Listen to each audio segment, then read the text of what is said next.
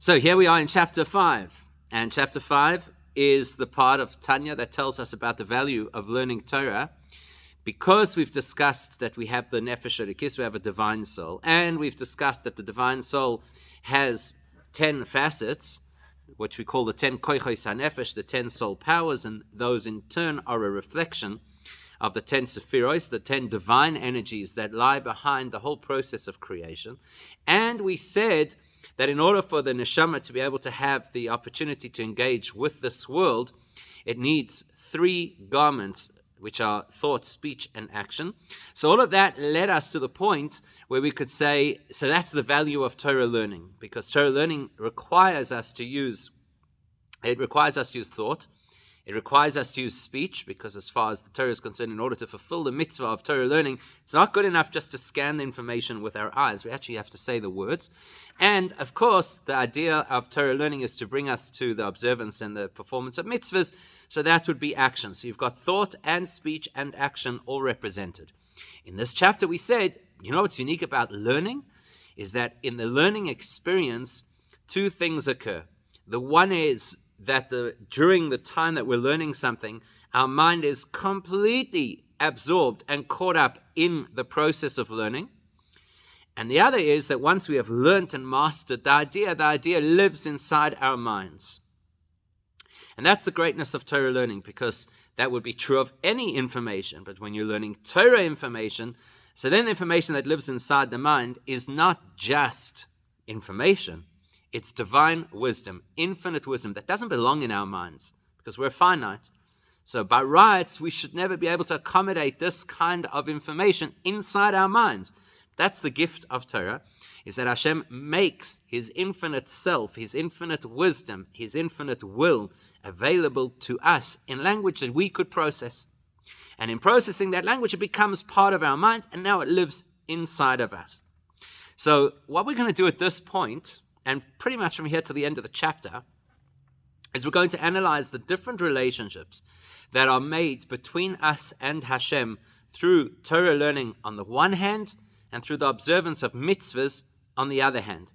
And like I say, for the rest of the chapter, we're going to focus on that distinction, to recognize and to appreciate that there are 2 channels of connection between us and Hashem, and each one of them achieves something which is very different to the other.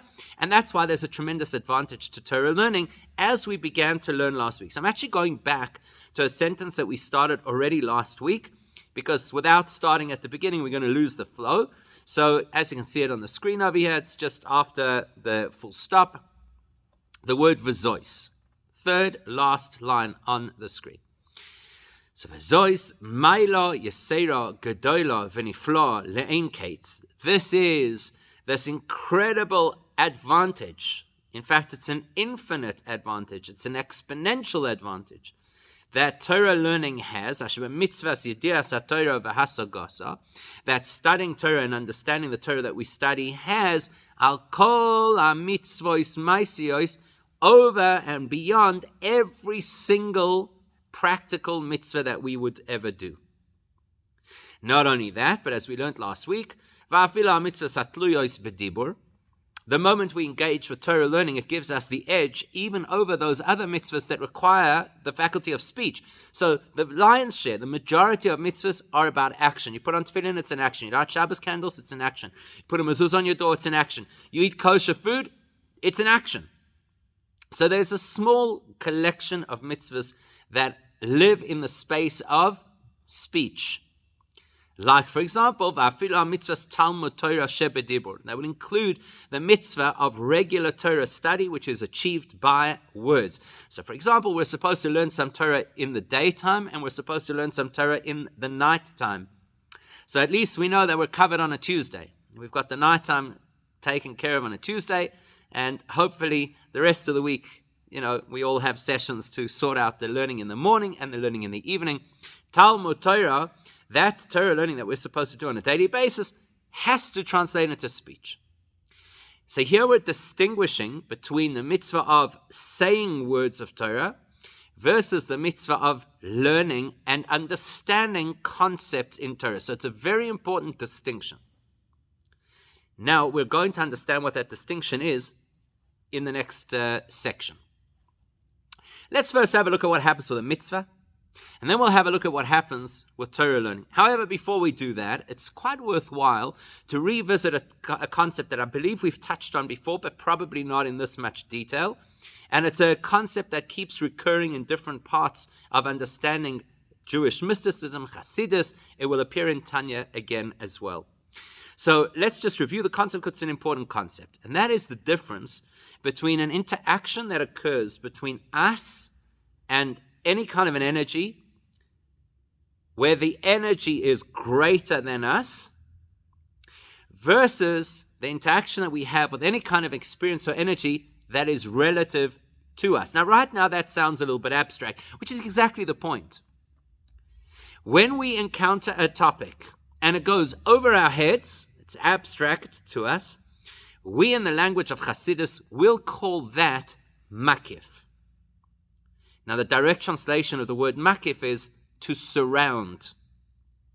For example, you go to shul on Simchas Torah. Now, it's very interesting when it comes to Simchas Torah because there's two types of Jews on Simchas Torah. There's the type of Jew who waits the whole year for Simchas Torah, and there's the type of Jew who dreads Simchas Torah the whole year. So when you come into Simchas Torah, it's a little bit of a crazy space. People don't necessarily behave in the way you would expect in a place of holiness. You know, you'd expect everybody to sit in their spot and to shuckle back and forth and to say, "Word, come Simchas Torah." It's absolute chaos. And the centerpiece of Simchas Torah is when we take the Torah scrolls and we dance in circles around the bima, which is interesting because the bima is usually where you put the Torah. That's the idea of the bima. It's a place you put the Torah and you read the Torah from that place. And here on Simchas Torah, rather than putting the Torah onto the bima and reading from it, we do something else. We dance around in circles. What do we call that? What do we call that part of the service where we go round and round and round the bima? We call it hakafois, or if you use the Sfaradit pronunciation, hakafot, right?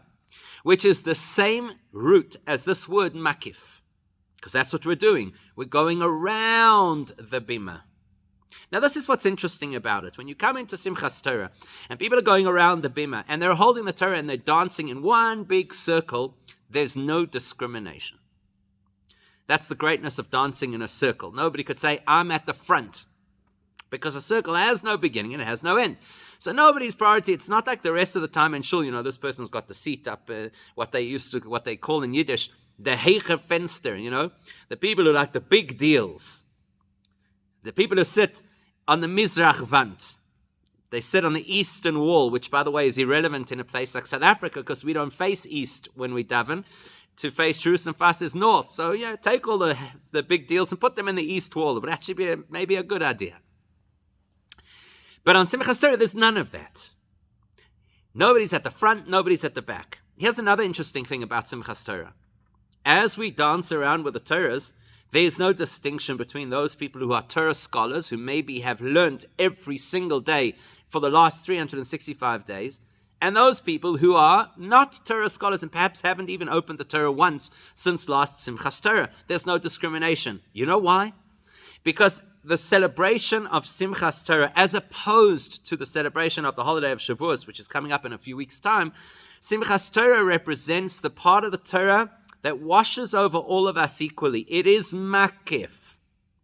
It surrounds us in the same way as we symbolically surround the bima. It's not about what's on the bima. It's not about what's in the book. It's not about how much you've learned and understood. It is an equal experience for everybody. Everybody is encompassed, and that would be a good translation of the word makif, or mukaf is encompassed. So the person be encompassed by the experience of the Torah. Now, let's make it a little bit more relatable to us. Let's say that we were able to, and maybe this is something to think about, imagine we were able to get all the participants in this shiur to have one Tanya shiur together in the same room. So instead of having people sitting on 3 different continents, as we currently have, imagine we had everybody in the same room. Learning, that'd be amazing, right? Everybody be excited, you get to meet. Oh, gee, I didn't realize you had legs. It's very interesting. So I only ever seen you from the shoulders up. So it would be a whole experience. But here's what would be very interesting about this engagement interaction. Many of us we don't actually know each other. We've just engaged in an online shir. So we'd get to meet. But you know what would happen before we would get to meet? We'd walk inside. Let's just assume it would be in this room where I am right now. So we'd walk inside, and immediately we would have a shared experience. The shared experiences, not just one, we'd have multiple shared experiences. Number one, the first shared experience that we would have is that we would all be surrounded or encompassed by the same physical structure of this building. It wouldn't make a difference who's tall, who's short. It wouldn't make a difference who's more learned or less learned. We would all equally be inside this building. The next shared experience is that the lights that are currently illuminating this building would be just as bright for every single one of us. There's no system that says, okay, let's just analyze who you are. You fell asleep for 3 of the shiurim over the last 6 months, so you're not getting light. It's not going to work that way, right? That's makif. It is an experience that does not consider the individual needs, and it's shared equally with everybody. The other shared experience that we'd have, but this is already what we would call makif hakorov, that means that it's shared, but it's already a little bit more personalized, would be the fact that we'd all be experiencing a connection with people we haven't yet met before. So that would be a shared experience, except that, needless to say, some of us would know each other already, so it wouldn't be exactly the same. When we learn, on the other hand, no two people have the same experience. You could have the most brilliant teacher in the world, teaching the most attentive students in the world, and no two students will have the same experience because everybody filters differently. Everybody has different frames of reference that they'll use to compare that knowledge to. Everybody will process differently. This person is a creative mind, that person's a logical mind, that person is a critical mind. So the experiences will be completely individual, completely unique. When it comes to doing a mitzvah, it's a makif experience. Nobody gets more or less tefillin out of a pair of tefillin. If we had to, for example, if we could take Moses himself and put him in shul right next to a person who had just found out for the first time that they're Jewish, and put the two of them next to each other, Moshe Rabbeinu, Moses himself, and this individual who knows nothing, zero, sheba zero, as we would say, and you put them next to each other, and they both put on tefillin. Moshe gets one mitzvah, or actually 2 mitzvahs, the head tefillin and the heart tefillin, the arm tefillin. He gets 2 mitzvahs for putting on tefillin. And the newbie who has never worn tefillin in his life gets 2 mitzvahs for putting on tefillin. It's an absolutely shared experience. What the tefillin means to Moshe and what the tefillin means to the other person, that's where there's a distinction. But that does not affect the mitzvah itself. But then, if there was learning that followed, Moshe's experience of learning would be light years ahead of the experience of learning of this fellow who never heard this stuff before. So that's going to lend itself to our understanding of the difference between what the impact of doing a mitzvah is in spiritual terms versus what the impact of learning Torah is in spiritual terms. So let's have a look. So when a person does a mitzvah, ki al yidei, this is the second line, ki al yidei kol ha-mitzvah shebedibur o ma'aseh. When a person fulfills any mitzvah, whether it be a mitzvah that relies completely on action, deed, or even if it's a mitzvah that requires speaking, like for example prayer, HaKadosh Baruch Hu malbish es hanefesh, the response from Hashem is, this individual is right now doing a mitzvah. So Hashem is right now going to totally encompass that person in holiness. Umakifa oir Hashem miroisha ve'ad raglo. And at the time that person does a particular mitzvah, they are enveloped in divine light that reaches from their head to their heels. Why do we say from the head to the heels? Because that's exactly the point. We want to illustrate that this is the kind of divine energy that does not distinguish or discriminate between one person and the next, or between one element of the person and another element of the same person. So the head and the feet, exactly the same. Let's just explain that a little bit better. So if a person puts tefillin onto their head, it's a big deal, right? That part of the body, the head, has now facilitated a mitzvah. If that same person would now take their hand and put a coin into a charity box with their hand would now facilitate a mitzvah. Is there any argument to say that the tefillin is a greater mitzvah because it's on the head than the charity because that's in the hand? Because we do know that the head, the brain, is obviously far more developed than the hand. So what? A mitzvah is a mitzvah. So every single time that a person does a mitzvah, you could say that there's almost this divine aura that encompasses them. You and I can't see it. Maybe the great tzaddikim can. And that's the take-home. That's the impact.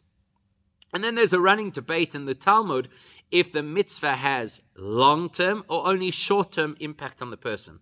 In other words, is that divine aura only there while the person has done the mitzvah, or perhaps for a short period afterwards? Like anybody who's worn tefillin, you can tell for about a half hour, an hour afterwards, because they have lines on their arm. So in the same way, is there some kind of a spiritual residue that sticks with a person for a few hours afterwards? Or is it in fact long-term? So it's a debate in the Talmud. Why is it a debate? Because at the end of the day, it's not within me. It hasn't become part of me. It has enveloped me. And anything that envelops me can at any point, God forbid, leave me. That's why we keep doing the mitzvahs again and again and again and again. Same mitzvah.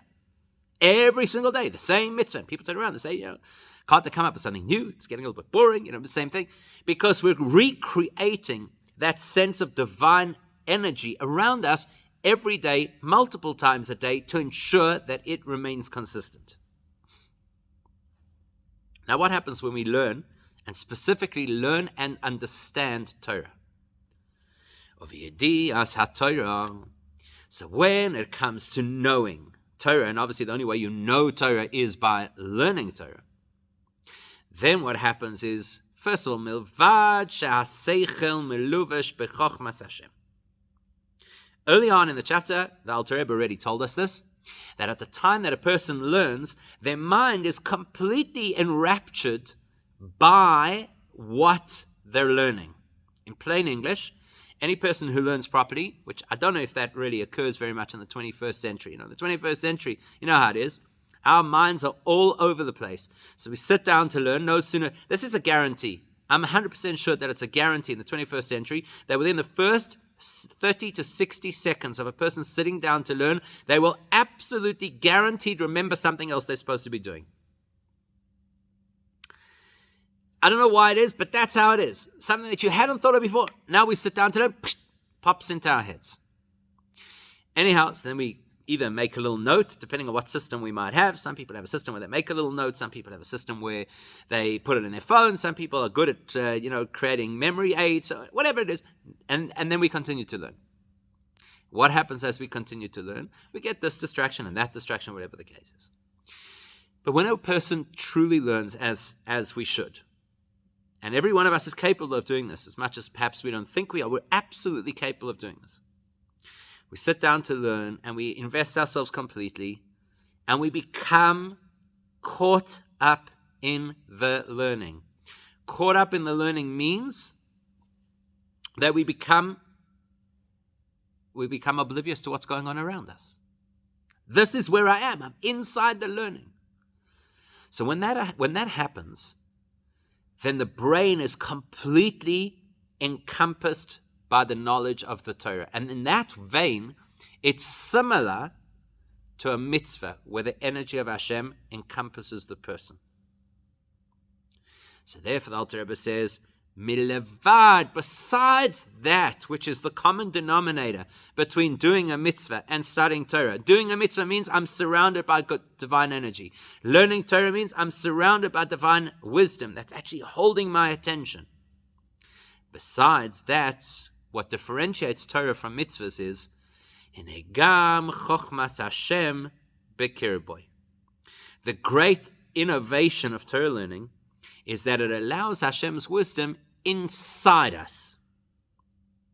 There isn't another mitzvah that allows us to absorb the holiness of the mitzvah inside us. I'll explain what I mean. Let's say the person eats matzah. So when you eat matzah, is it a mitzvah? Has to be a mitzvah. Certainly not for pleasure. Nobody sits at the Pesach Seder. I love this conversation because it comes up every single year. And every single year as Pesach is coming, you always have one person who says, I love matzah. And I always say to the person, you love matzah, so I'd like to ask you, all year round when you eat matzah, do you also eat it plain? And the required amount of kazayas when 3 to 4 minutes? No, you don't. You eat it at your leisure, you put on your favorite spread, or whatever the case is. It's a totally different experience of matzah. So why do we eat matzah? Obviously because it's a mitzvah. Now, is matzah holy? Interesting question, right? Is matzah holy? What I mean is, something that's holy, let's use the holiest item that we could think of, the Torah scroll. It has to be treated in a very specific way. God forbid the Torah scroll falls, everybody has to fast. The Torah comes out of the ark, everybody has to stand. The Torah is being read, everybody has to be silent. There's a tremendous respect for the Torah. Why? Because it is a holy item. So is matzah holy? When we bring out the matzahs, does everybody stand out of respect? When we're eating the matzahs, everybody has, shh, don't say the matzah is out, shh, respect. If matzah falls on the floor, what do? Pick it up. So matzah is not holy, even though matzah facilitates a mitzvah. So when a person eats matzah and it goes inside them, they have done a mitzvah. They haven't brought a holy element inside of themselves to become part of themselves. While it is fair to say that the person has used all the elements of their digestive system in order to serve Hashem, and that will elevate their digestive system, that's true. But you can't say a holy element has now been absorbed into my bloodstream. When a person learns Torah, on the other hand, Torah is divine wisdom. It's absolutely holy. And the brain does for wisdom what the stomach does for food, totally ingests it. And just like when we eat something, it becomes part of our bloodstream. When we understand something, it becomes part of our thought stream. And part of our outlook on the world. So that is a radical advantage that Torah learning offers us over every other mitzvah. Every other mitzvah shifts us from the outside, and Torah shifts us from the inside. Masha seichel masig v'toifes or maskif b'sichloi. What does a person get to absorb into their system through learning Torah? Whatever they as an individual, as we'll see in a moment, is capable of absorbing.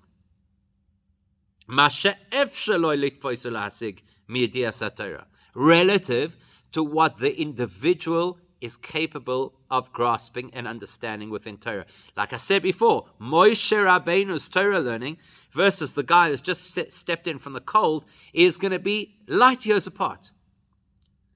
Because the experience of Torah learning is we each take in what we're capable of taking in. So the more we learn, the more we get to digest, the deeper the extent of our absorption, the more connection to Hashem we have.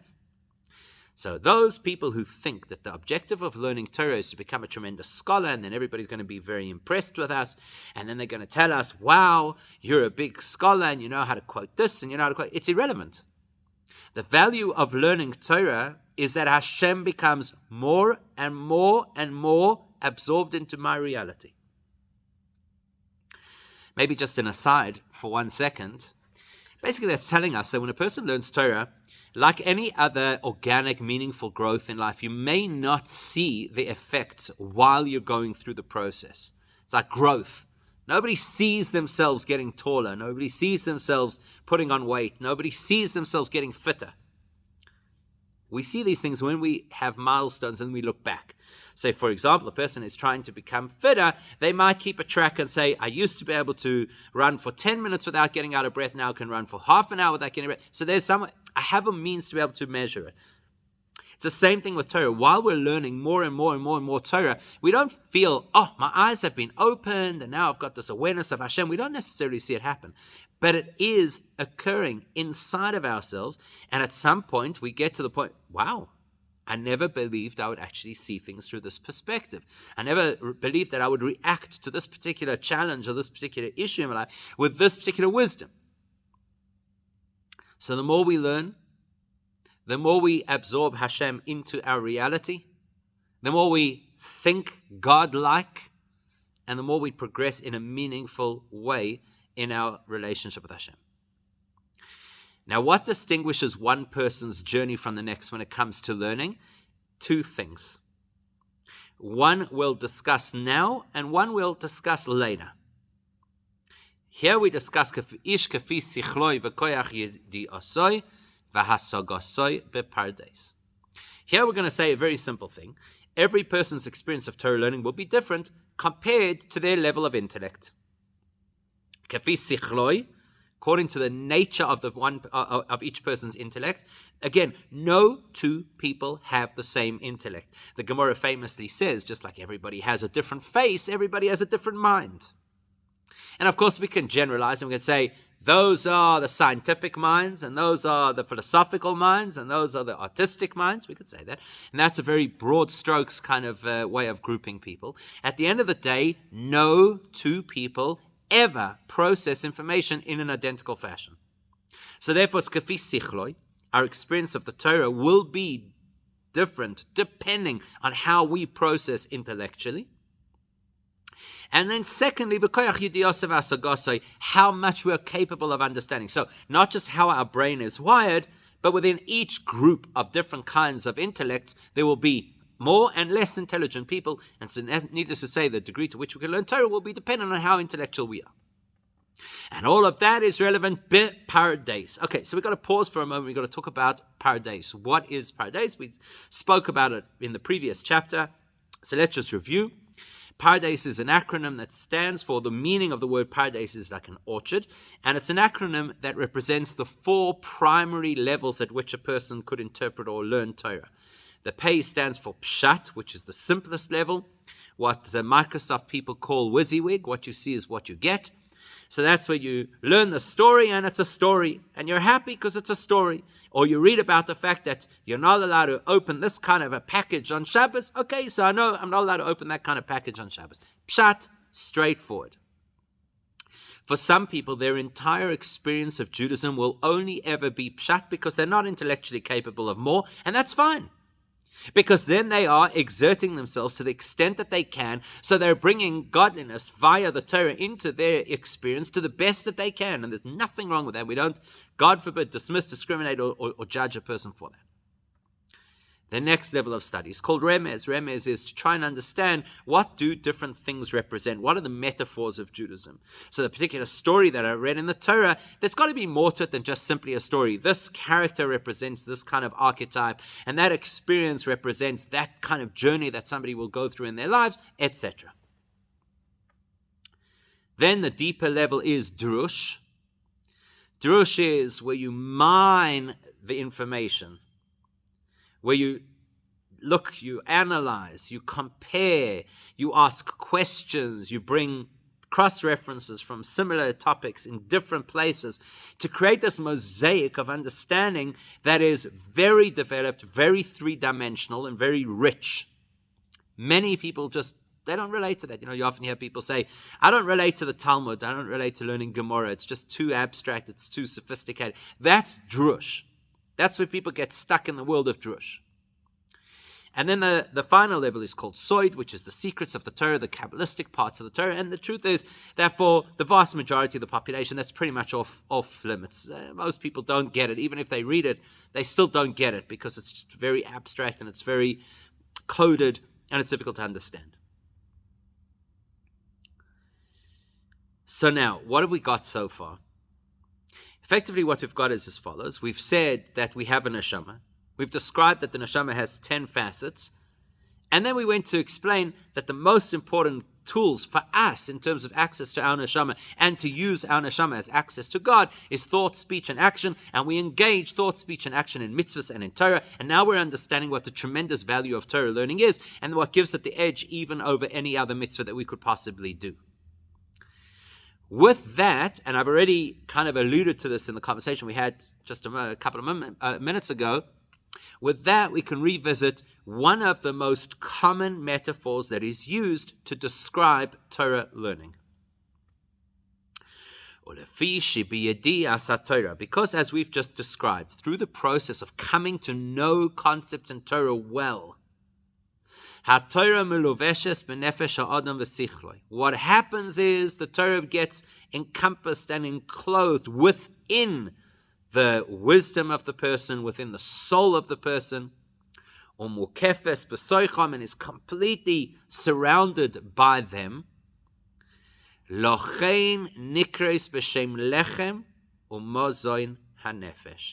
This would be the reason why in many places, particularly in the words of the prophets, we find that the Torah is compared to bread. Now, first of all, it's really important to know that, in fact, Rashi actually points it out in this week's Torah portion, that whenever the Torah uses the word bread, it actually refers to any satiating food. It's not literally bread. Because in Jewish literature, bread is the representation of what a person needs in order to survive. So it's not luxury items, not dessert. Bread is staple food. Torah is compared to bread. It's our staple. Like the very famous line, Lechu lachmu belachmi. Hashem says, go and break bread with my bread, which is referring to the Torah. Why do we compare it to bread?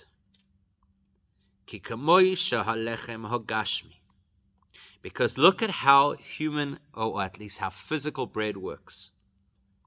Zon es aguf. Bread is there to sustain, to nourish the body. How does bread nourish the body? The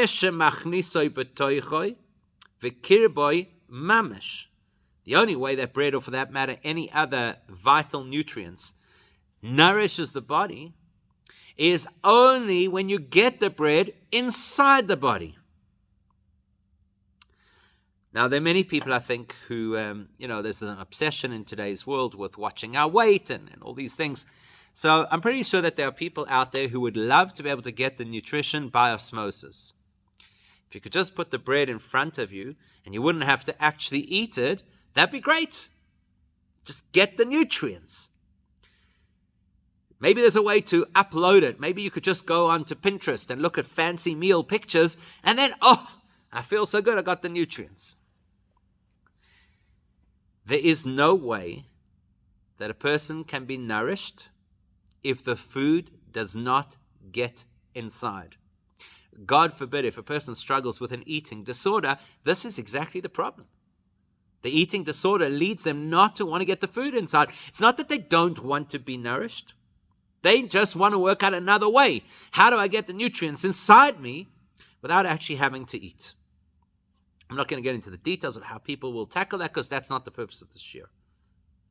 There is no such thing as theoretical meals. We should know this. We're Jewish people. We should know this really well. That there's only one way to eat, as the classic Jewish mother saying goes, es mein Kind. Right? You got to eat. And of course, the fear of every Jewish mother is maybe you haven't eaten enough, have a little bit more, just in case. Because there's no way to get the nutrients inside the body without the food entering the body. Now, what happens next? A little bit of a biology lesson.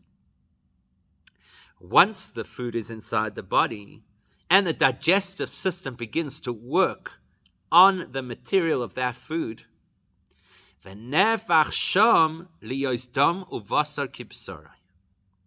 what happens then is the food gets translated through the digestive process into parts of the body.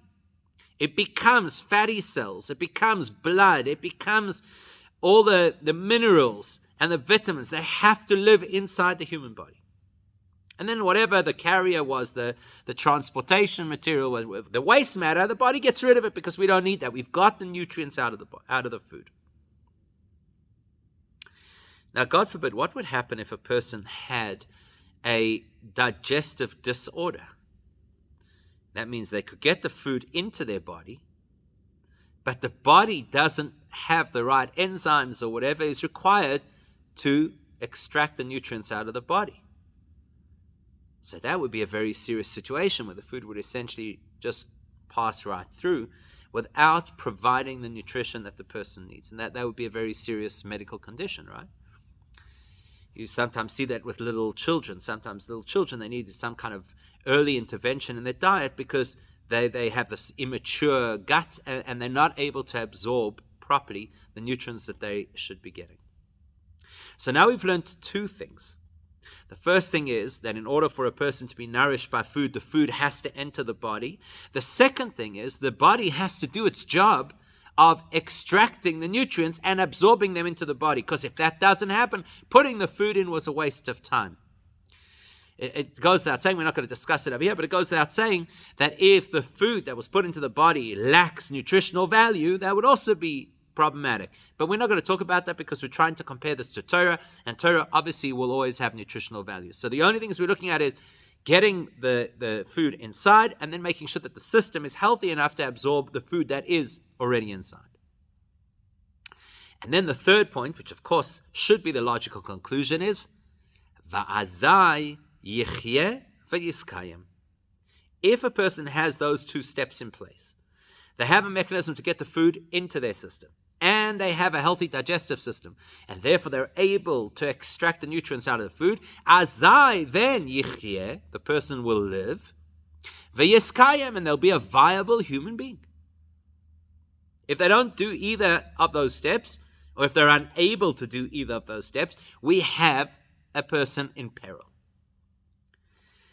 Says the Alter Rebbe, why is it that our great prophets compared the Torah to bread? Because kach b'yedias haTorah v'asagasa, the exact same principles will apply to learning and understanding Torah. Benefesh ha'adam shelo yimda heitev. When will we get the value and benefit out of Torah? When we're talking about the soul of a person, shelo yimda heitev, who learns the Torah well, be'iyun sichloi, with the application of the probing depth of their mind, ad shenitfeses besichloi, and they don't rest until they reach the point that they truly grasp the information, o misachedes imoi. And not only do they grasp the information in an abstract theoretical sense, but misachedes imoi, that information becomes part of them, one with them, ve'hoyu la'achodim, and they and the material become synonymous. We need to unpack what he's saying over here. Because in a euphemistic way, essentially the Alter Rebbe is telling us what could go wrong when a person learns Torah. The various things that could create a situation where a person is learning Torah and not creating this sense of connection to Hashem. The oneness, which we said at the beginning of the chapter, was yichud nifla she'ein yichud kamoihu, a unique and amazing oneness that is unparalleled in any other area of life. So what could go wrong?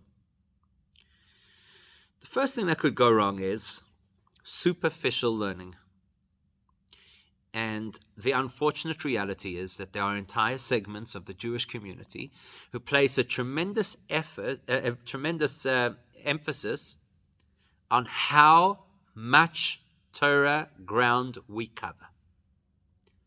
How many pages have you learned? How many books have you completed?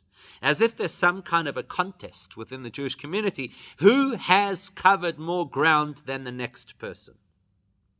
Now, the problem with that is very, very few, if any, people are that intellectual that they could fly through page after page after page of study and do it all with the appropriate depth. It's unlikely. So that's the first problem. You know what it's like? Ask a nutritionist. And they'll tell you that one of the biggest problems that we have in terms of taking in nutrition in the modern world is we eat too quickly. And they tell us one of the things that we should do is count how many times you chew a piece of food, which of course can drive you dilly. But the concept is slow it down, chew it well so that by the time the food enters the system, it is ready to be digested easily. And because we don't do that, because we're constantly running, we eat on the run. You know, we've got instant this, and where people eat in the car, and people are like they stuffing their mouth and making a phone call or whatever at the same time. Because of that, that's why we have many of the different issues around health in today's world. We don't eat the right foods, we don't eat at the right pace. You have people with reflux, and you have people with ulcers, and you have people with whatever the issues are. So the first lesson he tells us over here is Shalom da heitev. In the same way as we're supposed to chew over our food, we're supposed to chew over the concepts that we learn in Torah. And we should never turn around and say, done. It's like, I personally find it very distasteful when people say, I finished that tractate of the Gomorrah. What do you mean you finished? How could you finish? This is divine wisdom. It's infinite. What do you mean you finished it? You could say, I've concluded a learning of that tractate. That you could say. You can't say, I finished it. They finished it. The way that Jewish people complete the tractate of the Talmud is we make an announcement, Hadran Aloch, I'm coming back to learn it again. That's how Jews complete a section of the Gomorrah. By making an announcement, I'm coming back to learn it again. How do we finish the Torah reading every single year in Simchas Torah? By opening the Torah from the beginning and starting again. Loim da heitev, to keep learning and keep revisiting and keep trying to understand and keep discussing. That's how we digest the information. Be'iyun sichloi, with real investment of the mind. Not the, oh yeah, I know that already. Okay, I know what it's talking about next. Be'iyun sichloi, with application of the mind. Ad shenitfeses b'sichloi, till we reach the point where the information is completely grasped by the mind, but it's not good enough. Umis'achedes imoi, becomes one with us. They say that in the good days, I'm not going to say the old days because it might have been even quite recently, there were people who knew the Gomorrah so well that you could take a pin and you could stick it through a word on a page of Gomorrah, and they'd be able to tell you all the words that the pin had pierced as deep as the pin would go. And that is impressive. Let's be honest. That is impressive. I don't think any of us could do that. Forget about with the Gomorrah. I don't even know if anybody could do it. Lahavdil with Harry Potter. Right? It's impressive. It tells us nothing about how much of that information has become one with the person. Maybe they're some kind of an autistic savant. So they just remember information. We don't know that they've learnt. How do you know when somebody's learnt? When they don't have to consult the book to know what the Torah's view would be. Mis'achedes imoi. It becomes one with them. Then nase mozen lenefesh. Then the Torah becomes to the soul what food is to the body. It becomes food for the soul. V'chayim b'kirba, and there's now life inside this person that is no longer ordinary life, except it's mechaye hachayim ein soif baruch hu. It is the life that emanates from the source of all life, the infinite source. Hameluvash b'chochmasoi v'teirasoi shebekirba, which Hashem has presented, wrapped up in the wisdom presented in the Torah. V'zehu shekasuv, and this is what King David writes, v'toirascha B'soich me'oi. King David says an interesting thing. He says, your Torah is in my stomach, in my insides. He was describing this kind of Torah learning, where the Torah learning is so real and so personal and so compelling, it's the equivalent of digesting it. Anytime we succeed in doing that, the relationship we build between ourselves and Hashem is unparalleled in any of the spiritual realms.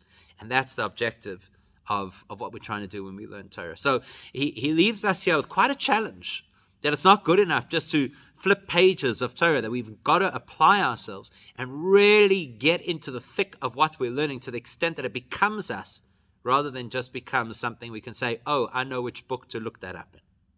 Okay, lots to think about and lots to unpack.